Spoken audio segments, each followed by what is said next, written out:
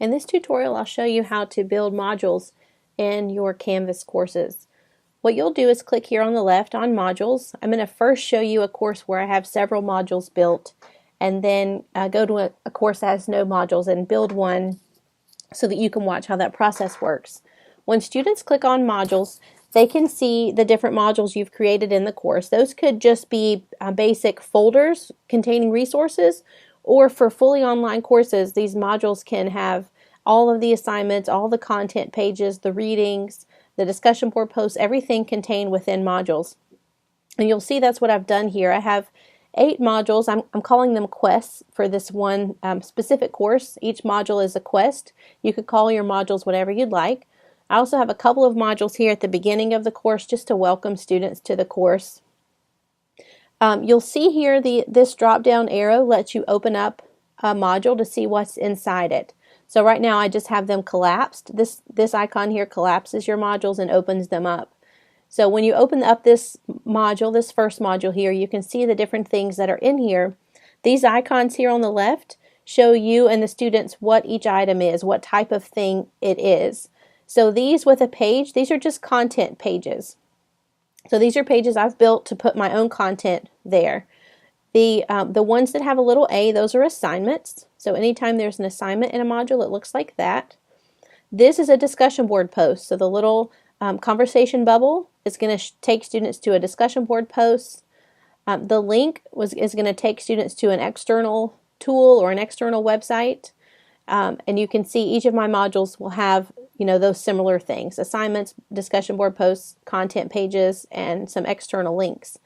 I've also created, you'll see here, prerequisites for modules, so that I want students to complete the first module before completing the second, and I want them to complete the second before completing the third, and I'll show you how to set that up. So I'm going to go now into a course that has no modules. I'm going to click on modules and start to build one here. So what I'm going to do is click on the Create a Module button and just give it a name. You can choose to keep a module locked until a specific date. If you don't want it to open until a certain date and time, you can choose that here. You can also require students to move through a module in a specific order. I don't have this feature set in my courses right now, but I can see that there may be instances where you want to use this.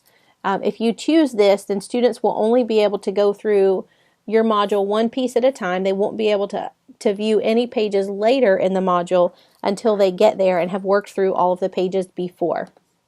So those are some options you have when you're first setting up your module.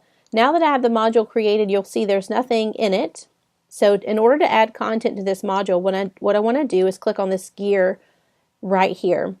This edit button would let me go back in and change these initial settings that I created. So if later I decide to change this name, I can do that there. If I choose later on to lock it where it was unlocked before, or to make students move through it in a sequential order, I can do that here at any time. What you want to do here is add content to your module, and you have options of what you add there. So when you choose from this drop-down menu, here are the options for you. You can add an assignment to your module, you can add a quiz, a file, a content page, a discussion, a piece of text, or link them to a website or an external tool. Let me start with a content page. All of my modules start with a content page. This is going to be a new page that doesn't exist yet, and I'm going to call it Welcome to Module the First. You also have options for indentation here, and I'll show you how that works in just a bit. So I've added this page, Welcome to Module the First. What I've done is when I create new pages or new assignments, I always choose not to indent at that point. And then once I get all of my pieces created in the module, then I choose how to do the indentation. You'll see here I've got things indented at different levels. And so the indentation, you can either do that when you first create the piece of the module, or you can do that later really easily just using these 2 arrows here on the right. So when you hover over an assignment or a content page or a discussion board post, you can use these arrows to indent. So the indentation just shows my students how these are grouped together.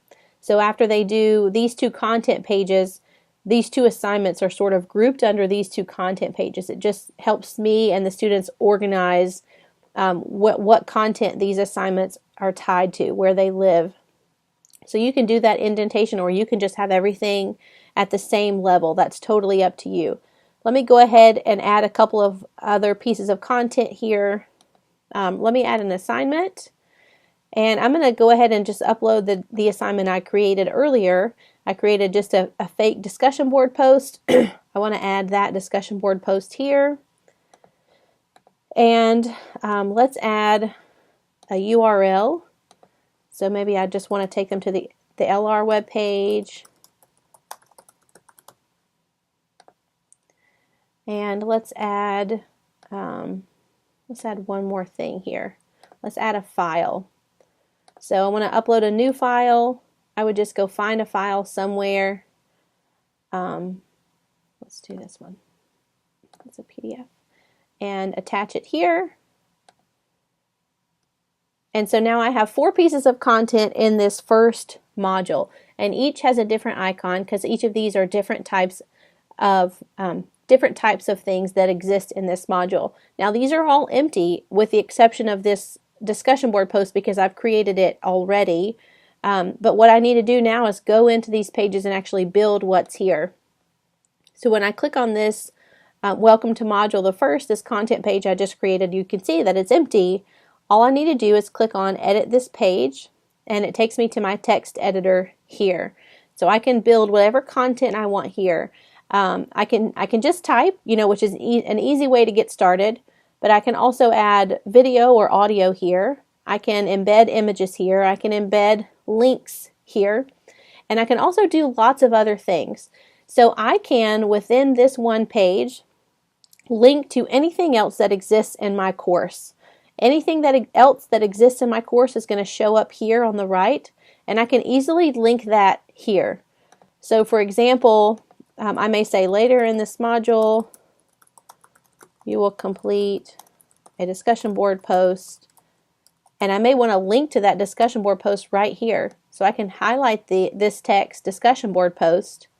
I can go over here and look at my discussions. Oh, actually, it's an assignment.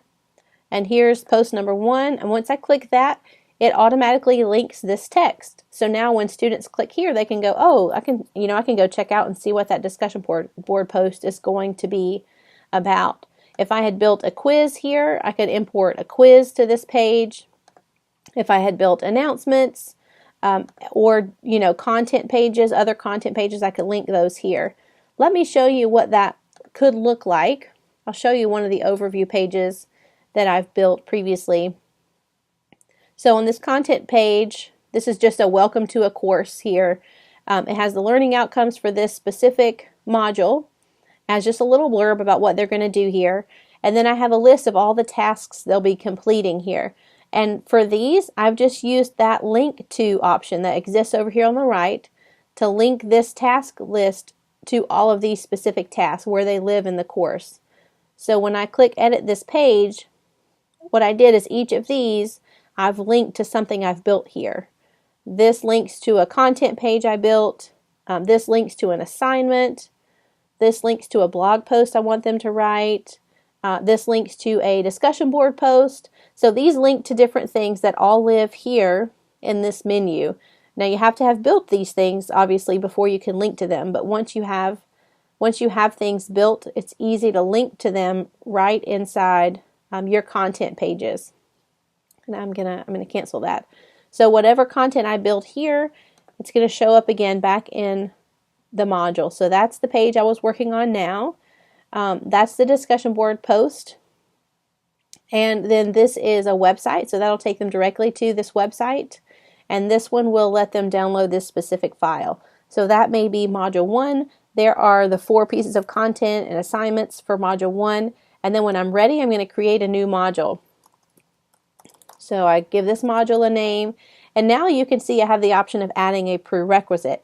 Now that I have another module already built, I can choose to make students complete the first module before they can complete the second, but you don't have to choose that option. That's completely up to you. And it'll show you here this module has a prerequisite. If you want to delete it later, you change your mind, you can just click this X there to do that. Another handy thing to know about your module content is that you can move things around. If you decide to reorder items, you can use this. If you hover over just to the left of the module piece here, you can click this arrow and drag those things around. You can also delete them at any time. If you decide later not to have this link to the web page, you can just exit out right there. It'll ask you if you're sure, and now that's gone from your module. It's that easy to edit.